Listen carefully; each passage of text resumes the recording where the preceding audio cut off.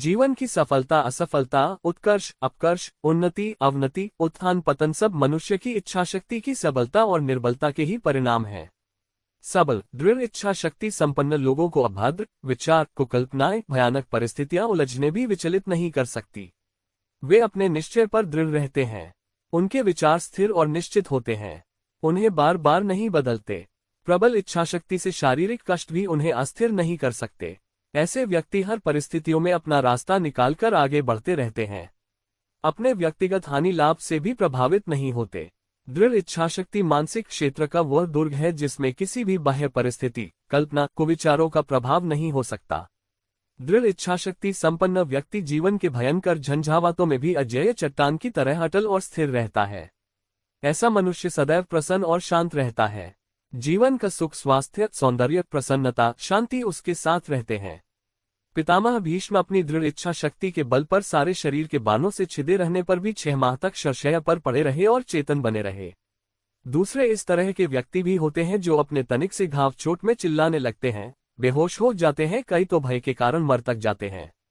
सत्यव्रती हरिश्चंद्र अपने जीवन की कठिन परिस्थितियों की परीक्षा की घड़ी में अपनी दृढ़ इच्छा शक्ति के कारण ही निभा सके थे। दूसरी ओर कई लोग जीवन की सामान्य सी परिस्थितियों में रो देते हैं, हार बैठते हैं, जीवन की संभावनाओं का अंत कर डालते हैं। महाराणा प्रताप, जिन्होंने वर्षों जंगलों की खोहों में जीवन बिताया, बच्चों सहित नंगे भूखे प्यासे भटकते रहे, किंतु इसके बावजूद भी दृढ़ इच्छाशक्ति के सहारे वह अजेय वीर शक्तिशाली मुगल सल्तनत को चुनौती देता रहा और झुका नहीं। थोड़ी ही संख्या में दुबले पतले क्रांतिकारियों ने भारतीय स्वतंत्रता आंदोलन को जो तूल दिया और विश्वव्यापी ब्रिटिश सत्ता को चुनौती दी, वह उन वीरों की दृढ़ इच्छा शक्ति का ही परिणाम था। फांसी की सजा सुनने पर भी जिनका वजन बढ़ा, फांसी के तख्ते पर पहुंचकर जिन्होंने अपनी मुस्कुराहट से मौत के भावयुक्त स्वांग का गर्व चूर कर दिया, ये सब उनकी दृढ़ इच्छा शक्ति की ही करामात थी। संसार में जितने भी महान कार्य हुए, वे मनुष्य की प्रबल इच्छाशक्ति का सहयोग पाकर ही हुए। दृढ़ इच्छाशक्ति संपन्न व्यक्ति ही महान कार्यों का संचालन करता है। वही नवसृजन, नवनिर्माण, नवचेतना का शुभारंभ करता है।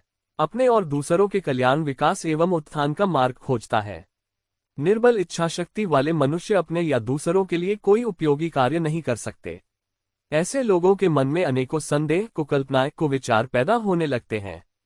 उनके निश्चय बार बार बदलते हैं। एक काम को अधूरा छोड़कर दूसरे को हाथ में लेते हैं, फिर दूसरे को छोड़कर तीसरे को करने लगते हैं। छोटी छोटी कठिनाइयों में उलझ कर ही परेशान होने लगते हैं। निर्बल इच्छाशक्ति से अपने और दूसरों के अकल्याण की भावनाएं निर्बाध गति से आने जाने लगती है। परीक्षा में बैठने पर असफलता का भय सताने लगता है। व्यापार करने पर घाटे के भय से चिंतित एवं परेशान होने लगते हैं। अंधेरे में चलने पर भूत, चोर, गुंडे का डर खाने लगता है। घर में कोई बीमार पड़ जाए तो सोचा जाता है कहीं मर नहीं जाए। इस तरह दुर्बल इच्छाशक्ति के कारण मनुष्य तरह तरह की आशंका, शंका, कल्पित भय, चिंता, परेशानियों से परेशान, दुखी, उद्विग्न एवं अशांत रहता है। हीन भावनाओं से ग्रस्त हो निराशा, अवसाद, ईर्ष्या, घृणा, द्वेष से युक्त हो जाता है। इच्छाशक्ति की दुर्बलता से कई लोग अपने आप को कल्पित रोगों से त्रस्त समझकर परेशान होने लगते हैं और हर उपचार में कोई न कोई मीनमेख निकालते हैं। रोग घट रहा हो तो भी उन्हें कहीं फिर न बढ़ जाए, ये डर लगा रहता है। यदि परीक्षण किया जाए तो वास्तविक रोगियों की संख्या कम मिलेगी और इस तरह के कल्पित रोगों से ग्रस्त लोग अधिक मिलेंगे। इसमें कोई संदेह नहीं कि इच्छा शक्ति की दुर्बलता से आजकल प्रत्येक व्यक्ति अपने आप को किसी न किसी रोग से ग्रस्त ही समझता है। कई तो इतने परेशान रहते हैं मानो वे किसी भयंकर रोग से पीड़ित हैं, और वस्तुतः बात ऐसी नहीं होती।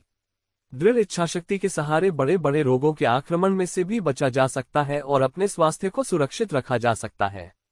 मनुष्य के सभी विचार, भाव, क्रिया स्वयं उसी तक सीमित नहीं रहते। इनका प्रभाव समस्त वातावरण पर भी पड़ता है।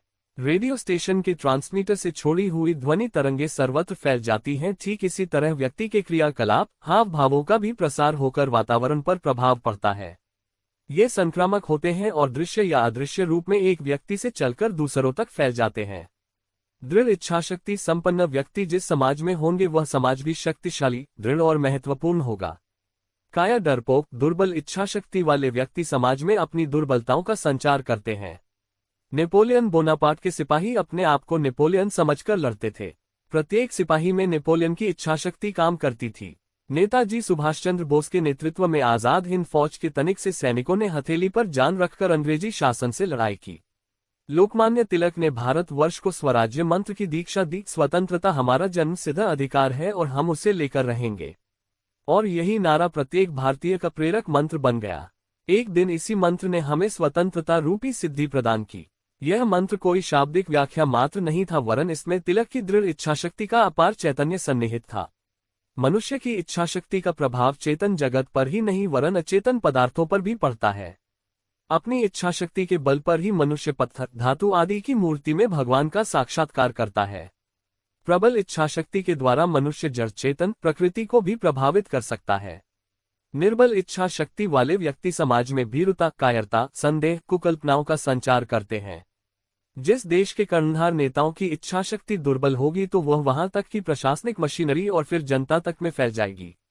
जैसे अपने बारे में अहितकर बातें सोचने पर दुष्परिणाम पैदा होते हैं, उसी तरह जिसके लिए बुरी बात सोची जाएगी वह भी बुराई से प्रभावित हुए बिना नहीं रहेगा। यदि उसकी इच्छाशक्ति दुर्बल होगी तो वह सहज ही दूसरे द्वारा कुकल्पित दुर्भावनाओं का शिकार हो जाएगा। भूतों के भय से डरने वाले अपने संक्रामक विचारों से दूसरों में भी भूत के भय की भावना पैदा कर देते हैं। घृणा करने वाले दूसरों में भी घृणित विचारों का प्रसार कर देते हैं। लड़ाई के मैदान से भाग जाने वाला एक सिपाही कई सिपाहियों में मैदान छोड़ने की भावना पैदा कर देता है। इच्छाशक्ति की दुर्बलता भी उतनी ही संक्रामक है जितनी सबलता। जहां सबल इच्छाशक्ति के व्यक्तियों का बाहुल्य होगा वह समाज उन्नति प्रगति की ओर सहज ही उठ जाएगा। जहां दुर्बल इच्छाशक्ति के लोग होंगे वह समाज पतन की ओर भी अग्रसर हो जाएगा। हमें अपनी इच्छाशक्ति बढ़ाने का प्रयत्न करना चाहिए। साहस और धैर्य का अभ्यास करने से बड़ी बड़ी कठिनाइयां भी सहज हो जाती हैं और पराक्रमी व्यक्ति आसानी से उन पर विजय प्राप्त कर लेते हैं। भीरू पुरुष तो कठिनाइयों में जितने त्रस्त होते हैं उससे अधिक उनकी आंतरिक दुर्बलता ही कष्ट देती रहती है। मानव जीवन में दृढ़ इच्छाशक्ति एक अत्यंत मूल्यवान संपत्ति है और इसे हम अधिकाधिक मात्रा में संपादित करें यही उचित है।